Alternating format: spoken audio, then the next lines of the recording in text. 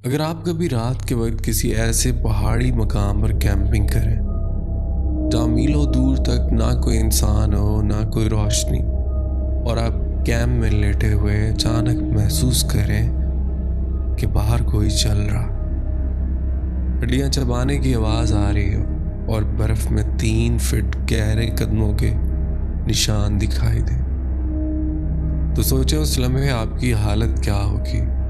आज की सच्ची कहानी एक सब्सक्राइबर ने भेजी है और यकीन माने ये कहानी आखिर तक सुनने की हिम्मत हर किसी में नहीं होगी।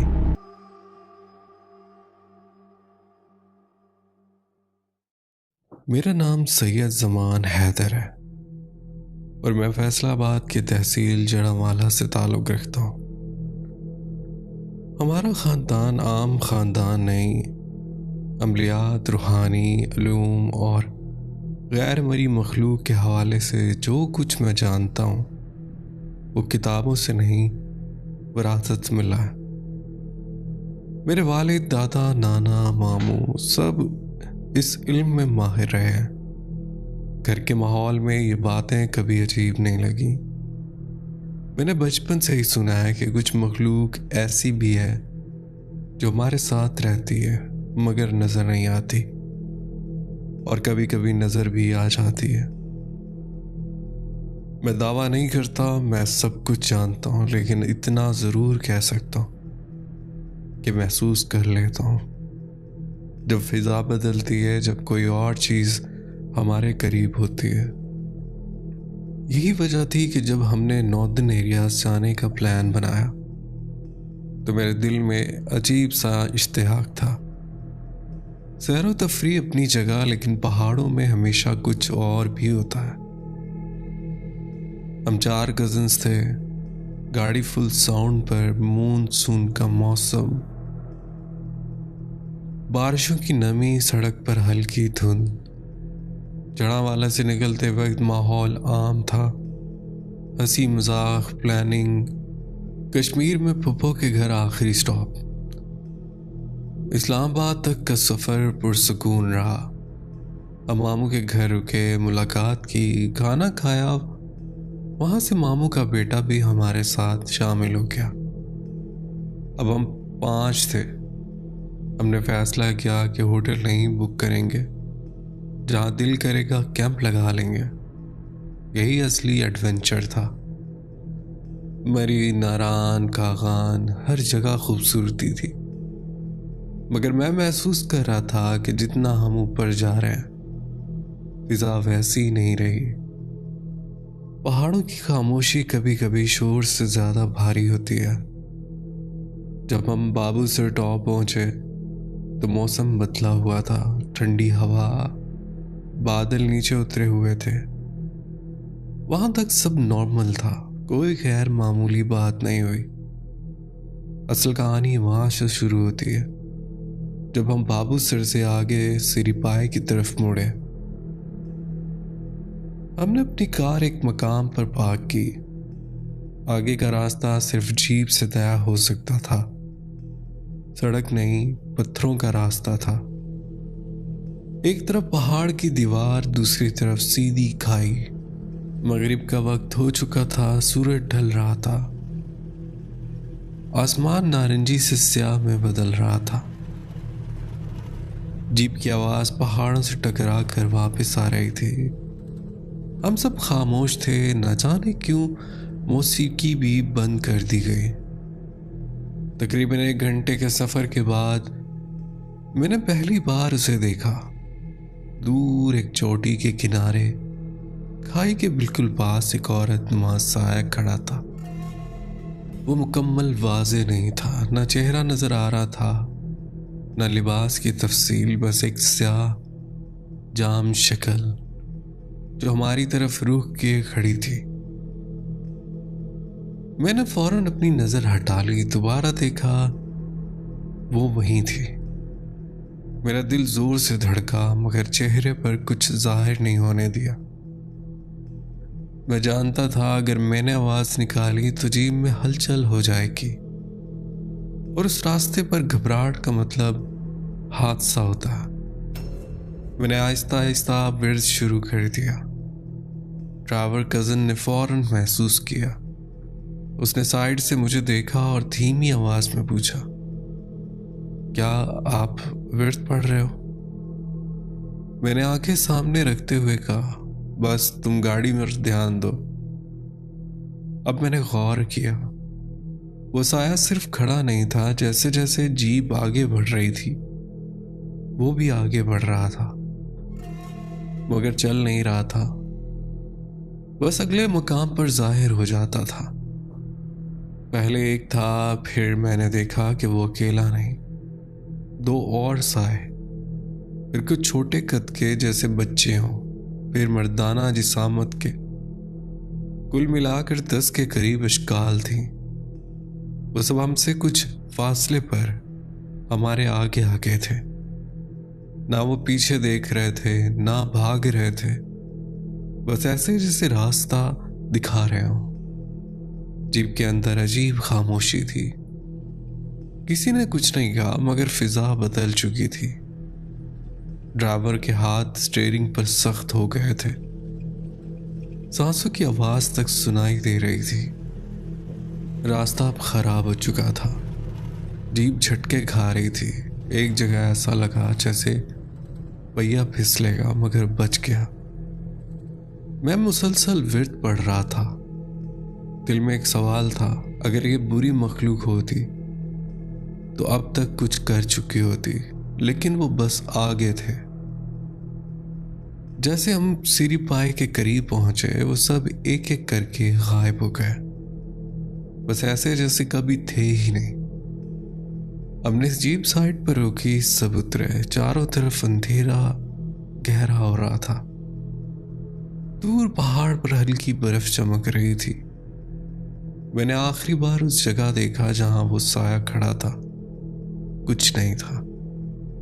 एक फिजा खाली नहीं थी, वहां खामोशी थी, मगर जिंदा खामोशी।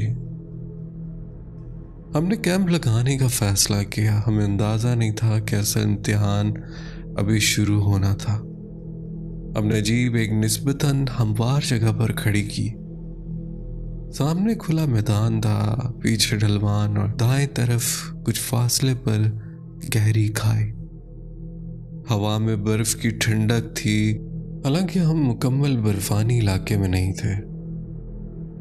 सिरिपाई के मैदान दूर तक फैले हुए थे, मगर उस वक्त अंधेरा तेजी से नीचे उतर रहा था। हमने एक बड़ा कैंप निकाला। 5 आदमियों के लिए काफी था। जमीन सख्त थी, कील ठोकने में वक्त लगा। हर हथौड़े की जरब की आवाज पहाड़ों से टकराकर वापस आती तो अजीब सी गूंज पैदा होती। ऐसा लगता जैसे कोई दूर से सुन रहा हो। आग जलाने के लिए हमने पत्थर जमा किए, कोयले निकाले, लाइटर जलाया तो एक लम्हे के लिए शोला तेज हुआ और फौरन हवा के झोंके से दब गया। दूसरी बार आग ने पकड़ लिया। शोले की रोशनी हमारे चेहरों पर पड़ रही थी और उस रोशनी में पहाड़ स्याह दीवारों की तरह लग रहे थे। वहां हमारे अलावा और कोई नहीं था। कम से कम हमें ऐसा ही लग रहा था। बारबेक्यू शुरू हुआ। हमने चिकन लगाया। हंसी मजाक दोबारा शुरू हुआ, मगर वो फितरी नहीं था। जैसे सब जानबूझकर नॉर्मल बनने की कोशिश कर रहे हो। मैं मुसलसल इर्द गिर्द देख रहा था। हवा कभी कभी अचानक बंद हो जाती, फिर एक झटके से चलती। दूर कहीं पत्थर लुढ़कने की आवाज आई। हमें से एक ने कहा, शायद कोई जानवर होगा। मैंने कुछ नहीं कहा। जब हम खाना खा चुके थे तो बची हुई हड्डियां एक तरफ फेंक दी। ये वो लम्हा था जिसे बाद में मैंने बार बार जहन में दोहराया और हर बार यही सोचा कि शायद यह हमारी सबसे बड़ी गलती थी। हड्डियां कैंप से कुछ ही फासले पर गिरी। हम दोबारा खैमे के अंदर बैठ गए। बाहर बॉन फायर जल रही थी। शोलों की रोशनी खैमे के कपड़े पर हरकत करती सायादार शक्लें बना रही थी।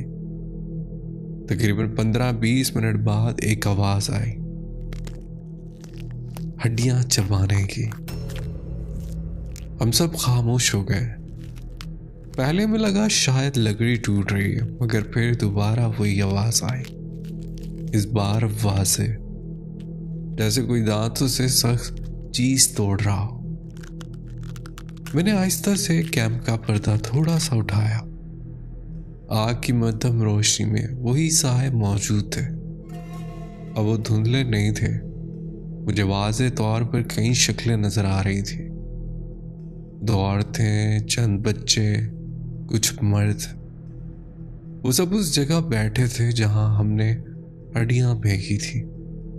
उनके हाथ हरकत कर रहे थे और हर हरकत के साथ वही हड्डियां चबाने की आवाज आ रही थी।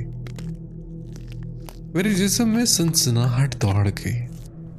मैंने खैमा बंद कर दिया, कुछ नहीं कहा, मगर मेरे कजन ने मेरी आंखों में देख लिया कि कुछ ठीक नहीं। अचानक जीप की तरफ से हल्की सी धमक की आवाज आई, जैसे कोई अंदर कूदा। फिर एक और। मेरे कजन ने सरगोशी में कहा, किसी ने गाड़ी को हाथ लगाया है क्या? मैंने जवाब नहीं दिया क्योंकि मुझे मालूम था गाड़ी को हाथ नहीं लगाया जा रहा था, कोई इसके अंदर खेल रहा था। खैमे के पीछे से कदमों जैसी आवाज आई, खुश्क घास दबी। एक कजन ने फौरन पीछे मुड़कर देखा। खैमे का कपड़ा हिल रहा था, बाहर से जैसे कोई साया गुजरा। मैंने वीर तेज कर दिया। उस लम्हे हवा बंद हो गई, आग की आवाज कम हो गई और हड्डियां चबाने की आवाज वाज़ेह हो गई। फिर एक आवाज आई, नामुकम्मल मर्दाना, नामुमकिन निस्वानी, बस एक खनकदार सरगोशी जैसी। बाहर आए। अब में से कोई नहीं बोला। चंद सेकंड खामोशी रही, फिर दोबारा, बाहर आए, हम बात करना चाहते हैं। इस बार आवाज कैंप के बिल्कुल सामने से आई। मेरे दिल की धड़कन तेज हो गई। मैंने अपने कजन को देखा, वो मुकम्मल संजीदा था। मैंने आहिस्ता से कहा, मैं बाहर जा रहा हूं, तुम मेरे साथ आओ, बाकी अंदर है। हम दोनों ने पर्दा उठाया और बाहर कदम रखा। बाहर का मंजर बदल चुका था। आग अब मध्यम थी, मगर रोशनी काफी थी कि हम इन्हें देख सके। वो हमारे सामने खड़े थे, तो बुजुर्ग मर्द, सफेद दाढ़ी, मगर चेहरा गैर मामूली तौर पर साफ, और बुजुर्ग औरत, 2 जवान औरतें और 4 बच्चे, और एक लड़का तकरीबन 16-17 साल का। सबके कपड़े सफेद, मगर वो आम कपड़ा नहीं लग रहा था, जैसे हल्की सी चमक हो। उन्होंने हमें सलाम किया। मैंने जवाब दिया। उनकी आवाज नॉर्मल थी, ना खौफ, ना आग, ना करख्त, मगर उनकी आंखों में गैर इंसानी सुकून था। एक बुजुर्ग ने पूछा, आप यहाँ क्यों आए हैं? मैंने सादा जवाब दिया, सैर के लिए, कैंपिंग कर रहे हैं। उन्होंने एक दूसरे की तरफ देखा। फिर वो बुजुर्ग बोला, हम आपकी हिफाजत के लिए मुकर्रर किए गए हैं। मेरे कजन ने फौरन मेरी तरफ देखा। मैंने पूछा, किसकी तरफ से? उसने जवाब दिया, बड़े शाहजी का हुक्म है। ये नाम मेरे लिए अजनबी था। मैंने दोबारा पूछा, मगर उसने सिर्फ इतना कहा, ये जगह महफूज नहीं है, यहाँ ऐसी ताकत मौजूद है जो हमसे भी ज्यादा है। आपको फौरन यहाँ से जाना चाहिए। हवा दोबारा चलने लगी। उन बच्चों में से एक ने हमारी जीप की तरफ देखा और मुस्कुरा दिया। वो मुस्कुराहट आम बच्चे जैसी नहीं थी। मेरे दिल में पहली बार खौफ कम हुआ, मगर उलझन बढ़ गई। अगर ये बुरी मखलूक होती तो सीधा नुकसान पहुंचाती। ये हमें खबरदार कर रहे थे। मैंने पूछा, अगर आप हमारी हिफाजत पर मामूर हैं तो फिर मसला क्या है? बुजुर्ग ने पहाड़ के ऊपर वाली सिमत इशारा किया। ऊपर वो है जिसकी ताकत हमसे भी ज्यादा है। हमने ऊपर देखा, अंधेरा था मगर फिजा भारी हो गई थी। मेरे कजन ने सरगोशी की, हमें वापस चलना चाहिए। मैं खामोश हो गया। वो सफेद लिबास वाले लोग एक कदम पीछे हटे, फिर आहिस्ता आहिस्ता धुंध में घुलने लगे। ना वो मुड़े ना वो चल कर गए, उस रोशनी में मद्दम हुए और गायब हो गए। हम दोनों काफी देर तक वहीं खड़े रहे। पहाड़ अब पहले जैसे नहीं लग रहे थे। हम वापस खैमे में आए। मैंने सब कुछ बताया। कजन ने फौरन कहा हम अभी निकलते हैं, मगर मेरे अंदर जिद थी। मैंने कहा अगर वो हमारी हिफाजत कर रहे हैं तो डरने की क्या बात है। लेकिन मेरे दिल में किसी कोने में एक सवाल मुसलसल गूंज रहा था। अगर वो ताकत उनसे भी ज्यादा है तो वो क्या है? खैमे के अंदर खामोशी थी, मगर वो आम खामोशी नहीं थी। हर कोई जाग रहा था। कोई लेटा हुआ था, कोई सीधा बैठा, मगर सबके जहन में वही सवाल गर्दिश कर रहा था। अगर वो हमारी हिफाजत के लिए थे तो फिर असल खतरा क्या था? बाहर आग तकरीबन बुझ चुकी थी, बस सुर्ख अंगारे रह गए थे जो कभी कभार चमक जाते। खैमे के कपड़े पर अब साए हरकत नहीं कर रहे थे, मगर फिजा पहले से ज्यादा भारी हो चुकी थी। मेरे कजन ने आहिस्ता से कहा, जमान भाई दिल ठीक नहीं लग रहा। मैंने जवाब दिया, बस थोड़ी देर में सोते हैं, सुबह निकल जाएंगे। लेकिन अंदर से मैं खुद मुतमईन नहीं था। कुछ देर बाद हम खैमे से बाहर निकले। हवा मजीद ठंडी हो चुकी थी। सामने दूर हल्की सी बर्फ जमी हुई नजर आ रही थी। हमने सोचा थोड़ा आगे चलकर देखते हैं, बस चंद मिनट के लिए। पांचों एक साथ आगे बढ़े। जमीन पहले खुश्क थी, फिर नरम होने लगी, फिर बर्फ शुरू हो गई। ये मुकम्मल बर्फानी इलाका नहीं था, मगर जगह जगह बर्फ के टुकड़े मौजूद थे। मैं सबसे आगे चल रहा था। अचानक मैं रुक गया। मेरे कदम के सामने बर्फ में एक गहरा निशान था। मैंने झुककर देखा, वो इंसानी कदम जैसा था, मगर इंसानी नहीं था। लंबाई तकरीबन 3 फीट के करीब, गहराई इतनी कि बर्फ अंदर तक धसी हुई हो, जैसे कोई बहुत भारी चीज वहां खड़ी हुई हो। मेरे पीछे खड़े कजन ने पूछा, क्या हुआ? मैंने हाथ से इशारा किया। ये सब आगे आए। जब इन्होंने वो निशान देखा तो एक लम्हे के लिए कोई बोल ना सका।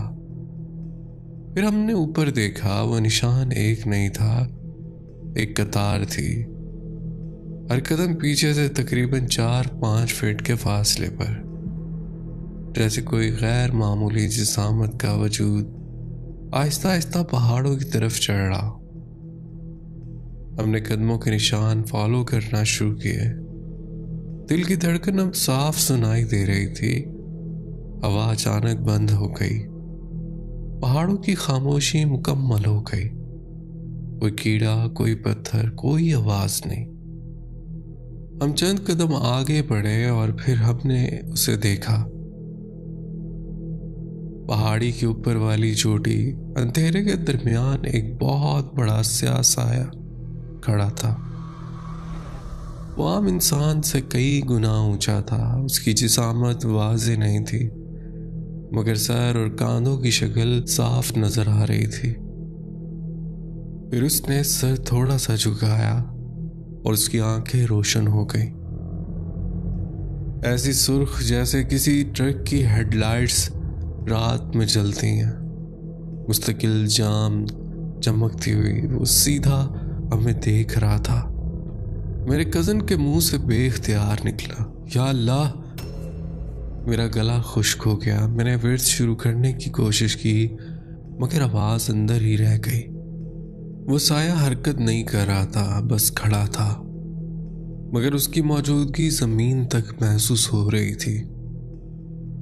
अचानक बर्फ के नीचे एक हल्की सी सरसराहट हुई, जैसे जमीन ने सांस ली हो। मेरे कजन ने मेरा बाजू पकड़ा, भागो, बस यही लफ्ज काफी था। हम सब पलटे और दौड़ पड़े। बर्फ फिसल रही थी और एक कजन का पांव फिसला, वो गिर गया। हमने उसे उठाया, पीछे देखने की हिम्मत किसी में नहीं थी, लेकिन मैंने एक लम्हे के लिए पीछे देखा। वो साया अब भी वहीं था, मगर उसकी आंखें पहले से ज्यादा रोशन थी। ऐसा लग रहा था जैसे वो एक कदम आगे बढ़ा हो।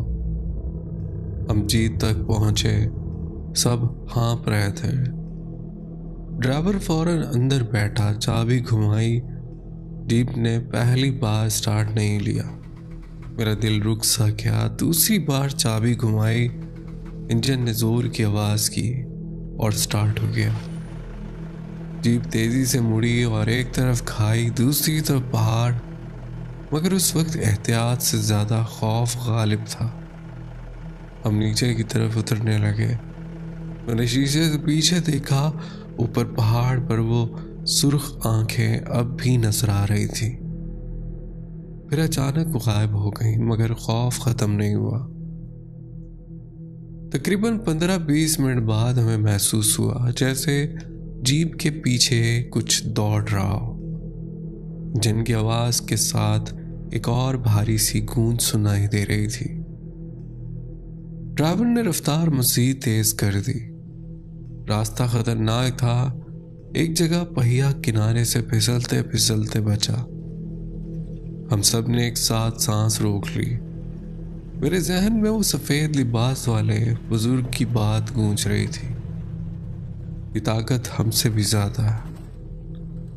तकरीबन 2.5 घंटे के मुसलसल सफर के बाद उस मकाम पर पहुंचे जहां असल गाड़ी खड़ी थी। कुछ और लोग भी थे। लोगों को देखकर पहली बार लगा कि हम महफूज हैं। हम जीप से उतरे तो मेरे हाथ कांप रहे थे। मैंने आखिरी बार पहाड़ों की तरफ देखा। अंधेरा मुकम्मल हो चुका था। कोई सुर्ख आंखें नजर नहीं आ रही थी, लेकिन मैं आज तक यकीन से नहीं कह सकता वो वहां से गया था या बस हमें जाने दे रहा था। तो ये थी मेरी स्टोरी। उम्मीद है आप अपने चैनल पर लाजमी शेयर करेंगे। बहुत शुक्रिया आपने अपनी स्टोरी हमसे शेयर की।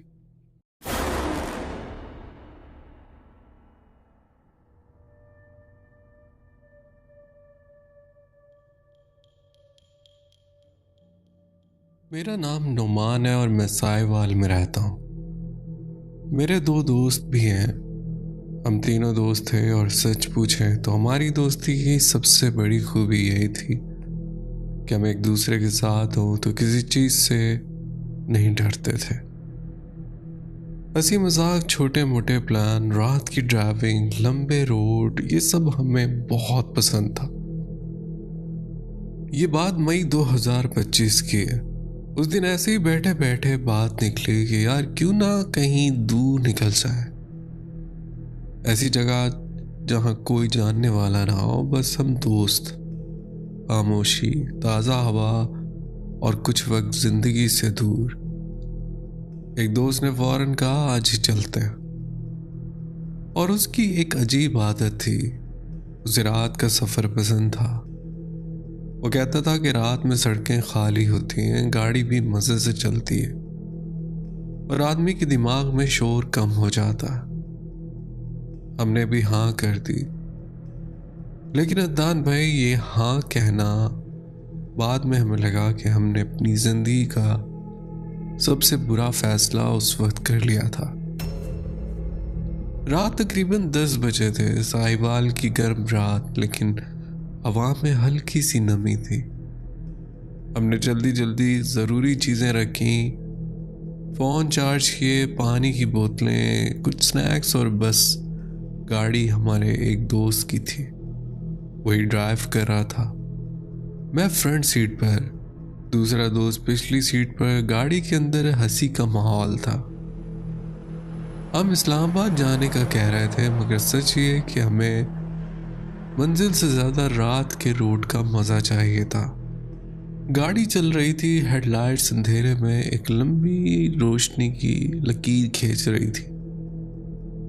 कभी सामने कोई ट्रक गुजर जाता तो उसकी बत्तियों का फ्लैश आंखों को चुभ जाता। हम गाने चला रहे थे, कभी रेडियो कभी मोबाइल, किसी बात पर कह लग रहे थे। तकरीबन आधा रास्ता तय हुआ जब अचानक गाड़ी ने एक अजीब सा झटका लिया। पहले लगा जैसे रोड पर कोई पत्थर आया, मगर फौरन ही इंजन की आवाज बदल गई। एक भारी सी घुटन, फिर हचकोले और फिर गाड़ी ने खुद ब खुद रफ्तार कम कर दी। ड्राइवर दोस्त ने फौरन साइड पर लगाने की कोशिश की। सामने दूर तक अंधेरा था, सड़क के दोनों तरफ घना जंगल। जहाँ गाड़ी रुकी वो जगह अजीब थी। अदनान भाई, कुछ जगह खूबसूरत होती हैं मगर उनकी खूबसूरती ही डरा देती है। ये वैसी ही जगह थी। जंगल इतना घना था कि अंदर कुछ दिखाई ना दे। दरख्तों के तने स्याह सतूनों जैसे, ऊपर पत्तों की छत और नीचे मुकम्मल अंधेरा। सड़क दरमियान में कटी हुई लकीर की तरह, जिस पर हमारी गाड़ी तन्हा खड़ी थी। कोई आबादी नहीं, कोई घर नहीं, कोई दुकान नहीं, बस जंगल और सड़क। ड्राइवर दोस्त गाड़ी से उतरा, उसने बोनट खोला, टॉर्च निकाली। हेड खोला तो इंजन की भाप की हल्की सी गर्मी बाहर निकली। वो झुक झुक कर देखने लगता, कभी वायर्स को हिलाता, कभी बैटरी की तरफ देखता। हम दोनों ने सोचा चलो चंद मिनट हैं, मसला हल हो जाएगा। मैं गाड़ी के अंदर ही बैठा रहा, मोबाइल निकाला और यूं ही स्क्रॉल करने लगा। दूसरा दोस्त रेडियो पर गाने बदलने लगा। कुछ देर हमें यही लगा कि सब नॉर्मल है। कभी हॉर्न की हल्की सी आवाज, कभी दूर किसी परिंदे की चीख, जो रात में ज्यादा अजीब लगती है। फिर हवा में एक हल्का सा सन्नाटा बैठने लगा। वक्त गुजरा 5 मिनट, 10 मिनट, 15 मिनट। हम दोनों ने एक दूसरे की तरफ देखा। यार इतनी देर हो गई, वो वापस क्यों नहीं आया? मैंने कहा शायद गाड़ी में कोई बड़ा मसला हो, देख लेते। हम दोनों गाड़ी से बाहर निकले। उस लम्हे अदनान भाई, वाकई ऐसा लगा जैसे किसी ने हमारे पैरों तले जमीन खींच लिया। वो दोस्त जो गाड़ी ठीक करने उतरा था वो वहां था ही नहीं। बोनट बंद था या खुला हमें याद नहीं रहा। हमने बस इधर उधर देखा। पहले तो समझा शायद वो साइड में गया होगा, शायद पानी लेने या फोन पर बात करने, मगर चारों तरफ सिर्फ जंगल और सड़क थी। मैंने आवाज दी, ओए कहाँ है? कोई जवाब नहीं। दूसरे दोस्त ने दूसरी सिम जाकर आवाज दी, फिर खामोशी। अब हमारे अंदर हंसी वाली चीज खत्म हो चुकी थी। दिल की धड़कन बढ़ गई। मैंने फौरन उसके नंबर पर कॉल की। 1 रिंग, 2 रिंग, फिर कट गई। दूसरे दोस्त ने भी कॉल की, कुछ नहीं। फिर हमें ख्याल आया कि उसका मोबाइल। हम गाड़ी के अंदर देखने लगे और वहीं सीट के पास उसका मोबाइल पड़ा था। ये वो लम्हा था जब हमारे अंदर एक ठंड सी उतर गई, क्योंकि अगर वो मोबाइल गाड़ी में था तो वो गया कहाँ? हमने जल्दी जल्दी गाड़ी के गिर्द चक्कर लगाया, सड़क के किनारे देखा, टायर के निशान, मट्टी, कुछ भी वाजिया नहीं था। जंगल की तरफ देखते तो सिर्फ स्याह अंधेरा था। कोई इंसान इतनी खामोशी से इतनी जल्दी गायब नहीं हो जाता। हमने दोबारा आवाजें दी, यार मजाक ना कर, सामने आ जा, बकवास ना कर, मगर कोई जवाब नहीं। दान भाई, आपने महसूस किया होगा कि जंगल की खामोशी भी जवाब देती है, मगर उस रात खामोशी ने जवाब भी नहीं दिया, बस हम बोलते और हमारी आवाज़ चंद कदम जाकर मर जाती। आखिर हम दोनों ने फैसला किया कि जंगल में जाना पड़ेगा। ये फैसला करना आसान था मगर कदम उठाना बहुत मुश्किल। हमने मोबाइल पकड़े, टॉर्च ऑन की, कुछ ज़रूरी चीज़ें जेब में डाली और एहतियात के लिए हमने वही रखा जो उस वक्त हमें सेफ्टी लग रही थी, क्योंकि जंगल में जानवर भी हो सकते थे और अंधेरा भी। हम दोनों साथ साथ चलने लगे, एक दूसरे से फासले पर नहीं बल्कि साथ, क्योंकि उस अंधेरे में अकेला होना खुद को किसी के हवाले करना था। मोबाइल की रोशनी जंगल के अंदर बहुत कमजोर थी, वो बस चंद फीट तक रोशन करती, बाकी सब स्याह। दरख्तों के दरमियान वो रोशनी चलती तो लगता जैसे कोई दीवारें आगे पीछे सिरक रही हैं। कहीं झाड़ी हिलती तो दिल रुक सा जाता, कहीं कोई पत्ता गिरता तो लगता कोई कदम है। हम मुसलसल अपने दोस्त का नाम ले रहे थे। ओए कहाँ है, आवाज दे यार, जवाब दे। लेकिन जवाब सिफर। और फिर चंद मिनट बाद हमने वो चीज देखी जिसने हमारी हिम्मत की जड़ हिला दी। जंगल के अंदर थोड़ी फासले पर एक बूढ़ा आदमी खड़ा था, बिल्कुल साकित, बिल्कुल खामोश, हमारी तरफ मुंह किए। अदनान भाई, रात के जंगल में अगर एक बूढ़ा आदमी ऐसे खड़ा हो तो इंसान के दिमाग में पहली बात यही आती है, ये यहाँ क्या कर रहा है। हम दोनों रुक गए, सांस रोककर उसे देखने लगे। वो हमें घूर रहा था या देख रहा था, हमें समझ नहीं आ रही थी। उसके चेहरे की तफसील टॉर्च की कमजोर रोशनी में वाज़िया नहीं थी, मगर इतना जरूर नजर आया कि वो आम बूढ़ा नहीं लग रहा था। उसकी मौजूदगी गैर फितरी थी, जैसे वो उसी जगह उगा हो। हमने हिम्मत करके चंद कदम आगे बढ़ाए। मैंने आवाज दी, तुम कौन हो? वो खामोश रहा। दूसरे दोस्त ने सख्त लहजे में पूछा, यहाँ क्या कर रहे हो? कोई जवाब नहीं। उस लम्हे मेरे अंदर एक अजीब सा एहसास आया, ये आदमी हमें सुन रहा है मगर जवाब नहीं दे रहा, जैसे वो जुबान इस्तेमाल ही नहीं करना चाहता। हम दोबारा सवाल करने ही वाले थे कि अचानक मेरे कांधे पर किसी ने हाथ रख दिया। मेरे जिस्म में बिजली सी दौड़ गई। मैं एक लम्हे के लिए साकित हो गया, क्योंकि मेरे बिल्कुल पीछे कुछ था और मैंने उसे देखा नहीं था। मैंने आहिस्ता आहिस्ता गर्दन मोड़ी और अगले लम्हे मेरी सांस रुक गई। जब मैंने आहिस्ता आहिस्ता मुड़कर देखा तो मेरे पीछे वही दोस्त खड़ा था जिसे हम पिछले 20-25 मिनट से पागलों की तरह ढूंढ रहे थे। एक लम्हे के लिए मेरे दिल में सुकून आया, वाकई आया। ऐसा लगा जैसे सब कुछ नॉर्मल हो गया, जैसे ये सब हमारा वहम था, जैसे बस जंगल के किसी कोने में चला गया हो और हमें सुनाई ना दिया हो। लेकिन वो सुकून सिर्फ एक लम्हे का था, क्योंकि अगले ही लम्हे मुझे कुछ अजीब महसूस हुआ। बहुत करीब खड़ा था मगर उसकी सांस की आवाज नहीं आ रही थी। रात की उस खामोशी में जब हम दोनों कांप रहे थे तो टॉर्च की हल्की सी करखरट सुनाई दे रही थी। वहां उसकी वजूद से कोई आवाज नहीं आ रही थी। मैंने हल्की सी मुस्कुराहट के साथ कहा, ओए कहाँ चला गया था, पागल कर दिया यार। उसने जवाब नहीं दिया, बस सीधा मेरी आंखों में देखा। उसकी आंखों में कुछ था जो पहले कभी नहीं देखा था, खालीपन, जैसे अंदर कोई जज्बात ही ना हो। दूसरे दोस्त ने बेचैनी से कहा, यार मोबाइल तू गाड़ी में छोड़ गया था, तुम गए कहाँ थे?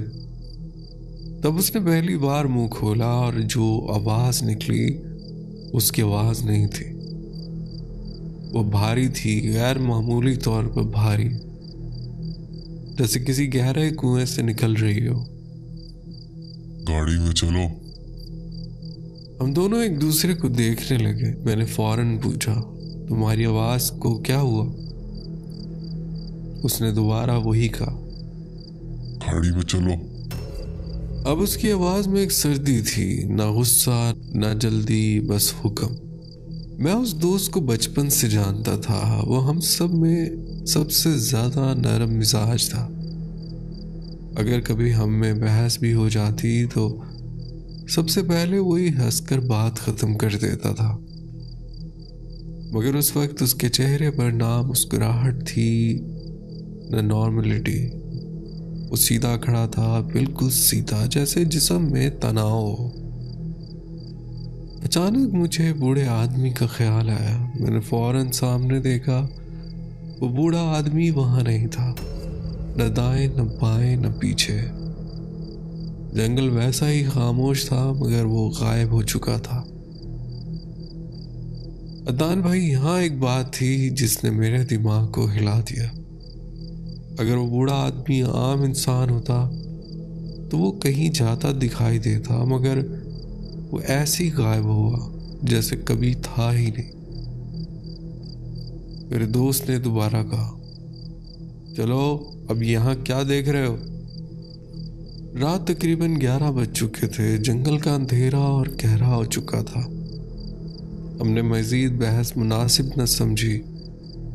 हम दोनों उसके पीछे चलने लगे। वो सबसे आगे था, हम दोनों उसके पीछे। मोबाइल की एक ही टॉर्च ऑन थी। रोशनी उसकी पुश्त पर पड़ रही थी। उसकी चाल अजीब हद तक सीधी थी। ना इधर देखता ना उधर, ना हमसे कोई सवाल न जवाब। मैंने आहिस्ता से दूसरे दोस्त से सरगोशी की, ये नॉर्मल लग रहा है तुम्हें? उसने जवाब दिया, नहीं बिल्कुल नहीं। लेकिन हम फिर भी चलते रहे।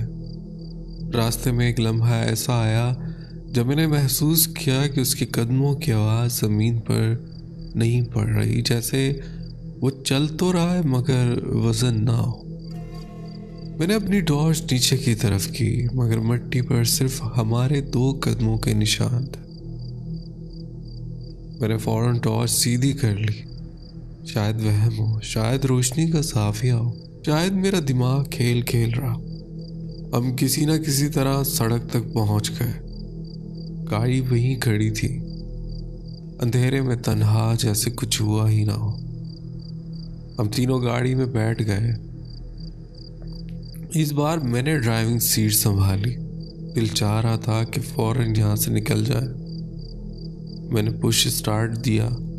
गाड़ी ने कोई रद्द अमल नहीं दिया। दूसरी बार दबाया, खामोशी। मैंने नॉर्मल अंदाज में पूछने की कोशिश की, यार तुमने गाड़ी ठीक की थी ना? कोई जवाब नहीं। वो मेरे साथ फ्रंट सीट पर बैठा था, सीधा सामने देख रहा था। न मेरी तरफ देखा, न जवाब दिया। पिछली सीट पर बैठा तीसरा दोस्त अजीब अंदाज में साइड विंडो से जंगल की तरफ देख रहा था, जैसे वहां कुछ हो, जैसे उसे कुछ नजर आ रहा हो। मैंने मुड़कर पूछा, क्या देख रहा है? उसने हल्की आवाज में कहा, कुछ नहीं। मगर उसकी आंखें कुछ देख रही थी। मैं गाड़ी से उतरा, बोनट खोला, टॉर्च ऑन की। दिल की धड़कन तेज थी, हाथों में हल्की कपकपी थी। मैं इंजन की तार चेक करने लगा, बैटरी, फ्यूज, कनेक्शन। अदनान भाई, अजीब बात यह थी कि गाड़ी में कोई वाज़ेह खराबी नहीं आ रही थी। सब कुछ अपनी जगह था, फिर भी वो स्टार्ट नहीं हो रही थी। जैसे कोई चाह नहीं रहा था कि हम यहाँ से जाएं। तकरीबन 10-15 मिनट की कोशिश के बाद अचानक इंजन एक भारी सी आवाज निकाली। गाड़ी स्टार्ट हो गई। मैंने फौरन दरवाज़ा बंद किया, गाड़ी गियर में डाली और सड़क पर चढ़ा दी। हमने पीछे मुड़कर नहीं देखा। चंद मिनट बाद मेरे फ़ोन पर कॉल आई। स्क्रीन पर नाम आया, होटल मैनेजर। हमने इस्लामाबाद में एक होटल बुक कराने का इरादा किया था। मैंने कॉल उठाई। दूसरी तरफ से घबराई हुई आवाज़ आई, पर आज रात यहाँ एक हादसा हो गया, हम आपको कमरा नहीं दे सकते। मैंने पूछा कैसा हादसा, लेकिन उसने जवाब नहीं दिया, बस कॉल कट गई। गाड़ी के अंदर फिर खामोशी फैल गई। मैंने दोस्तों की तरफ देखा। पिछली सीट पर बैठा दोस्त अब आंखें बंद किए बैठा था, जैसे सो गया हो। साथ वाला दोस्त अब भी सामने देख रहा था। दूसरे दोस्त ने आहिस्ता से कहा कि आज की रात गाड़ी में ही गुजार लेते हैं। मैंने सर हिलाया। तकरीबन रात 3 बजे हम इस्लामाबाद पहुंचे। दान भाई, इस्लामाबाद जैसा शहर भी उस रात में हमें वीरान लगा। सड़क खाली, लाइट्स जल रही थी, मगर इंसान कम थे, जैसे शहर सांस रोके बैठा हो। हमने गाड़ी को निस्बतन महफूज जगह खड़ी की। कुछ देर गाड़ी में ही बैठे रहे। नींद आंखों में थी, मगर दिमाग जाग रहा था।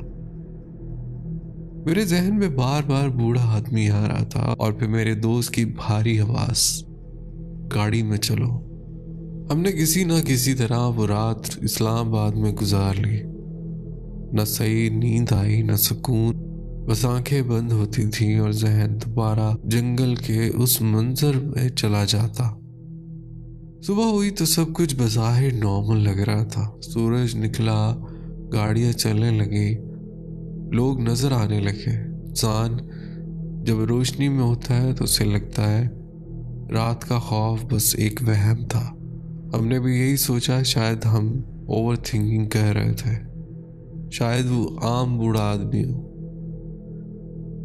हमने दिन में घुमा फिरा, खाना खाया, खुद को नॉर्मल रखने की कोशिश की, मगर एक चीज अजीब थी। वो दोस्त जंगल में गायब हुआ था, वो अब भी खामोश था, ज्यादा बात नहीं कर रहा था। अगर हम कुछ पूछते तो मुख्तसर जवाब देता। कभी कभी उसकी नजरें खाली हो जाती, जैसे वो कुछ सुन रहा हो जो हमें सुनाई नहीं दे रहा। अगली शाम ईशा की अजान के बाद हमने उस वापसी का फैसला किया। दिल के अंदर कहीं ना कहीं ये डर मौजूद था कि हमें दोबारा उस जगह से गुजरना पड़ेगा। रास्ता वैसा ही था, अंधेरा फैल रहा था, गाड़ी की हेडलाइट सड़क को काटती जा रही थी। मैं इस बार ड्राइव कर रहा था, साथ वाला दोस्त खामोश था। पिछली सीट पर बैठा तीसरा दोस्त कभी मोबाइल देखता, कभी बाहर। जैसे जैसे हम उस मकाम के करीब पहुंचे जहां गाड़ी पहले खराब हुई थी, मेरा हाथ स्टीयरिंग पर सख्त होता जा रहा था। मैंने दिल ही दिल में दुआ पढ़ी और फिर अचानक गाड़ी की हेडलाइट के सामने एक साया आया। एक बूढ़ा आदमी वो सड़क के बीचों बीच खड़ा था, बिल्कुल वैसे ही जैसे हमने जंगल में देखा था। मैंने ब्रेक मारने की कोशिश की, मगर बहुत देर हो चुकी थी। गाड़ी ने जोर का झटका लिया, जैसे किसी चीज से टकराई हो। वो जिस्म सड़क से उछलकर साइड में जंगल की तरफ गिरा। मेरे हाथ कांपने लगे, दिल सीने से बाहर निकलने को था। मैंने फौरन गाड़ी रोकी, दरवाजा खोला और बाहर निकला। या अल्लाह, मेरे मुंह से निकला। मैं दौड़कर उस जगह पहुंचा जहां वो गिरा था, मगर वहां कुछ नहीं था, ना खून, ना जिस्म, ना कोई निशान, बस मिट्टी और खामोशी। मेरे पीछे से हवा की हल्की सी आवाज आई। मैंने फौरन पीछे मुड़कर देखा, गाड़ी वहां नहीं थी, ना गाड़ी ना मेरे दोस्त। सड़क खाली थी, मैं अकेला खड़ा था। मेरी सांस रुक गई, दिमाग ने जैसे काम करना छोड़ दिया। कैसे हो सकता? मैंने आंखें मली, शायद वहम हो, शायद मैं शौक में हूं, मगर नहीं, वह वाकई कुछ नहीं था। मैंने दोबारा सामने देखा और इस लम्हे मेरी टांगों से जान निकल गई। वही बूढ़ा आदमी मेरे सामने खड़ा था, मगर अब वो आम कद का नहीं। उसका कद कम से कम 11 या 12 फीट था। वो मुझ पर साया किए खड़ा था। उसकी गर्दन गैर फितरी तौर पर लंबी लग रही थी। उसका चेहरा अदनान भाई, वो चेहरा आज भी याद आता है तो नींद उड़ जाती है। उसके चेहरे से खून बह रहा था, ऐसे नहीं जैसे किसी चोट से, बल्कि जैसे अंदर से रिस रहा। उसकी आंखें मुकम्मल सफ़ेद थी, न पुतली न रंग, न बस सफ़ेदी। वो मुझे घूर रहा था। मेरे जिस्म में हल्की सी लर्जिश शुरू हुई। मैं पीछे हटना चाहता था मगर पाँव जैसे ज़मीन में धंस गए थे।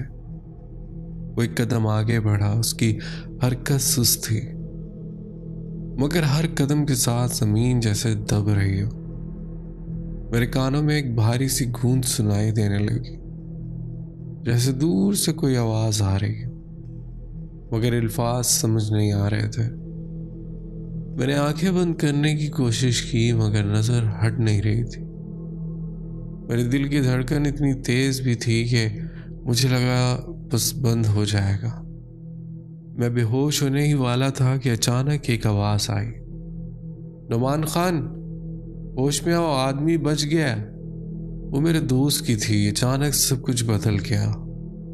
वो देवकामत बूढ़ा गायब, सड़क वापस मौजूद, गाड़ी अपनी जगह, मेरे दोस्त मेरे करीब खड़े। मैं हाँफ रहा था जैसे लंबी दौड़ लगा कर आया हूँ। मेरे दोस्त ने कहा, क्या हो गया था? चंद सेकंड के लिए बिल्कुल साकित हो गए थे। मैंने इर्द गिर्द देखा, कोई बूढ़ा नहीं, कोई खून नहीं, कोई देवकामत साया नहीं, मगर मेरे हाथ अभी भी कांप रहे थे। हमने दोबारा गाड़ी में बैठने का फैसला किया। इस बार दूसरा दोस्त ड्राइव करने लगा। मेरे फ्रंट सीट पर बैठ गया। पिछली सीट वाला दोस्त खामोश था। गाड़ी चलने लगी, लेकिन एक अजीब बात महसूस हो रही थी। गाड़ी बहुत भारी लग रही थी, जैसे उसमें 3 नहीं 4 लोग बैठे हों। इंजन की आवाज़ दबी हुई थी, रफ्तार बढ़ना मुश्किल हो रहा था। मैंने रियर व्यू मिरर में देखा, पिछली सीट पर दोस्त बैठा था, लेकिन एक लम्हे के लिए मुझे लगा जैसे उसके साथ कोई और साया भी बैठा। मैंने फौरन आंखें झपकी। वो साया गायब था। मैंने कुछ नहीं कहा। हम साहिवाल पहुंच गए थे मगर अंदर से हम तीनों जान चुके थे सब कुछ नॉर्मल नहीं है। साहिवाल जैसा शहर जहां रात को भी कहीं ना कहीं आवाज़ें आती रहती हैं, उस रात गैर मामूली तौर पर खामोशी थी। चंद स्ट्रीट लाइट्स जल रही थी मगर रोशनी में भी एक अजीब सा सन्नाटा था। मेरे दोस्त ने गाड़ी मेरे घर के सामने रोकी। मैं उतरा। मैंने दरवाज़ा बंद किया मगर जाते जाते एक लम्हे के लिए गाड़ी के अंदर देखा। पिछली सीट वाला दोस्त मेरी तरफ नहीं देख रहा था, वो सामने खाली नज़र से घूर रहा था। मुझे एक लम्हे के लिए लगा जैसे गाड़ी के अंदर हवा ठहरी हुई है।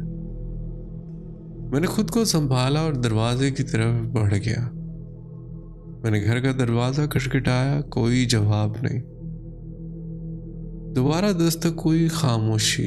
मैंने मोबाइल निकाला, घर वालों को कॉल की, सबके नंबर बंद थे। मेरे दिल में एक बेचैनी सी उतरने लगी। मैंने गुस्से से दरवाजे को जोर से धक्का दिया। दरवाज़ा खुद ब खुद खुल गया, जैसे पहले ही बंद ना हो।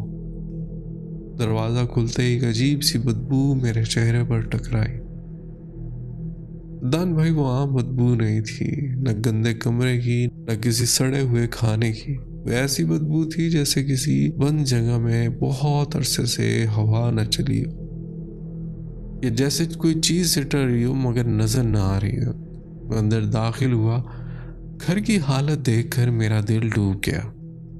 फर्श पर हल्की सी गिर्द जमी हुई थी।